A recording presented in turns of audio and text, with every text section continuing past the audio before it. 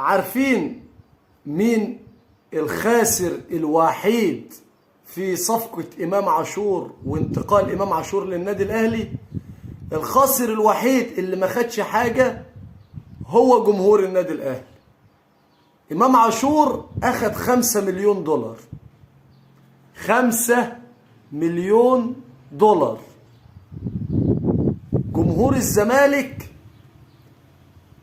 أخد درس للتاريخ في الثقة وفي عدم إعطاء الثقة في أي شخص يرتدي قميص نادي الزمالك، وبالتالي هيتعامل مع كل اللاعبين على إنهم موظفين بعقود كمان، يعني مش مثبتين. إدارة النادي الأهلي أخدت بونت إنها إدت قفا لمرتضى منصور اللي كان طول السنين اللي فاتت دايس على وش الخطيب بأوسع جزمة، فالخطيب شايف إن هو رد قفا من إفيام مرتضى منصور. لكن أنت بقى كمشجع أهلاوي خدت إيه؟ عارف خدت إيه ولا ما أنتش عارف؟